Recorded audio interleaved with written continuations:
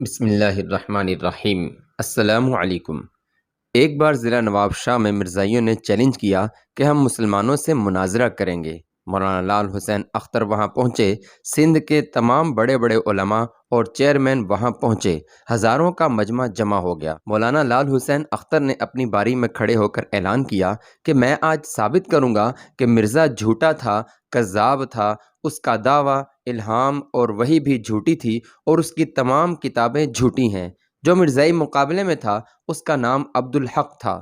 اس بدبخت لعین کو پتہ نہیں کیا خیال آیا وہاں پر، کیونکہ اس کی زمینیں تھیں، بہت سارے مزارے تھے، مرزائیوں کی ایک بستی تھی، وہ بندوقوں کے ساتھ آیا تھا۔ اس نے کھڑے ہو کر کہا میں بھی ثابت کروں گا کہ محمد صلی اللہ علیہ وسلم بھی نعوذ باللہ ایسا ہی تھا، نعوذ باللہ من ذالک۔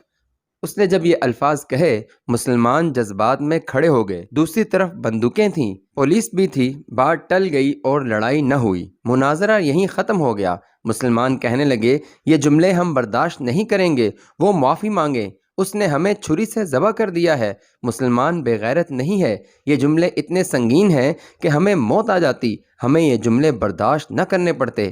اس مجلس سے مسلمان روتے ہوئے گئے۔ یہ بات ساری بستی میں پھیل گئی کہ عبدالحق نے اتنی گستاخی اور زبان درازی کی ہے۔ غازی حاجی مانک صاحب رحمہ اللہ کہتے ہیں کہ میں جب گھر آیا تو میرا گھر بدلا ہوا تھا، میری بچی رو رہی تھی، میری بیوی کا رخ ایک طرف تھا، میں نے پانی مانگا، بیوی نے نہ دیا، میں نے بیوی سے کہا پانی دو، وہ بات ہی نہ کرے، اندر ہی کنڈی مار کر کہنے لگی مانک تیری سفید داڑھی ہے، اسی سال حج کر کے آیا ہے، گنبد خضرا پر تو روتا تھا، مجھے ساتھ لے کر گیا تھا، تو نے اپنے محبوب کریم کے متعلق یہ جملے سنے، بے غیرت تو واپس آ گیا، کیا تو بھی محمد کا امتی ہے؟ میں تیری بیوی نہیں ہوں، مجھے اجازت دے میں میکے چلی جاؤں۔ اتنی بڑی تو نے داڑھی رکھی ہے اور مصطفیٰ کے خلاف ایسے الفاظ سن کر زندہ لوٹ آیا، مر نہیں گیا؟ حاجی مانک کہتے ہیں کہ ان جملوں نے میرے اندر محمد صلی اللہ علیہ وسلم کی محبت کی آگ بھر دی، مجھے کرنٹ سا لگا،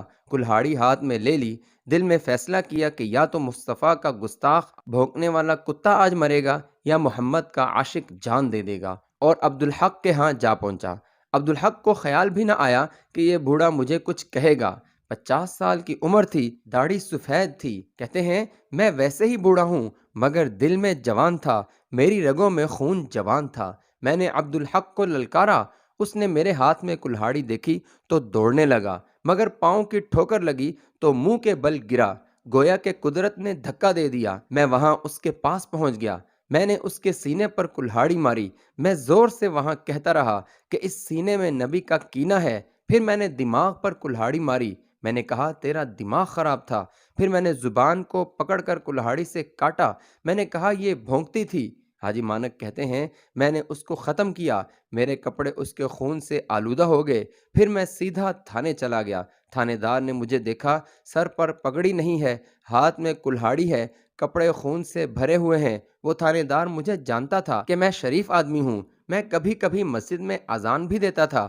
تھانے دار نے کہا مانک خیر ہے؟ میں نے کہا کل جس کتے نے نبی کی شان میں گستاخی کی تھی الحمدللہ آج وہ زبان خاموش ہو چکی ہے، مجھے ہتکڑی لگا کر گرفتار کر لو۔ تھانے دار خود کانپنے لگا، رونے لگا، اپنی ٹوپی اتار کر میرے پاؤں میں ڈال دی، کہنے لگا میں تجھے گرفتار کر کے محمد کی شفاعت سے محروم ہو جاؤں؟ پولیس والے دوڑ کر حاجی مانک کے لیے دودھ لا رہے ہیں، رو رہے ہیں، کہتے ہیں کہ ہم سے وہ کام نہ ہو سکا جو ایک بوڑھے نے کر دیا۔ حاجی مانک ہم تجھے مجرم کہیں یا محمد کا عاشق؟ ہم تجھے ہتکڑی لگا کر محمد کے سامنے شرمندہ ہو جائیں؟ میں حکومت کو اپنی پٹی اتار کر دے دوں گا مگر تجھے گرفتار کر کے محمد صلی اللہ علیہ وسلم کے سامنے شرمندہ نہیں ہوں گا۔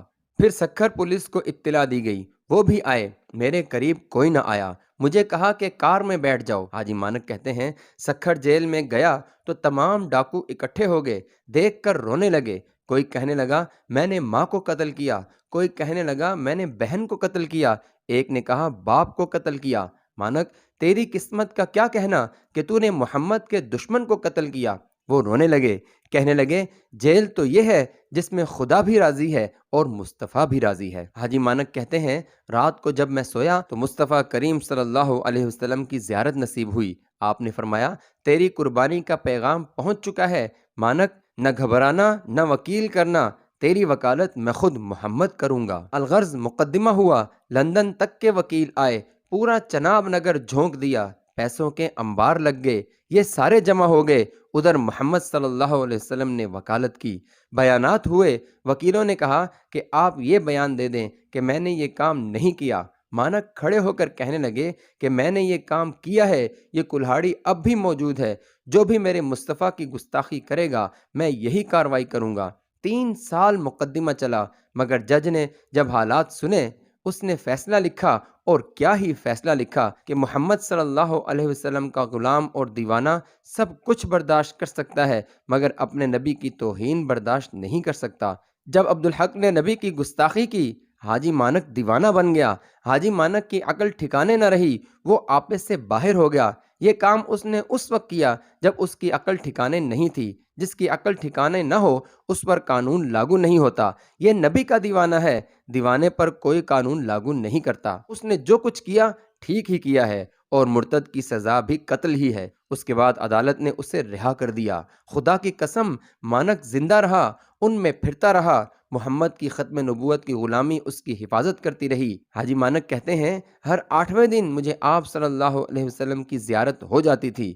آپ تسلی دیتے اور فرماتے، گھبرانا مت، میں محمد تیری وکالت کر رہا ہوں۔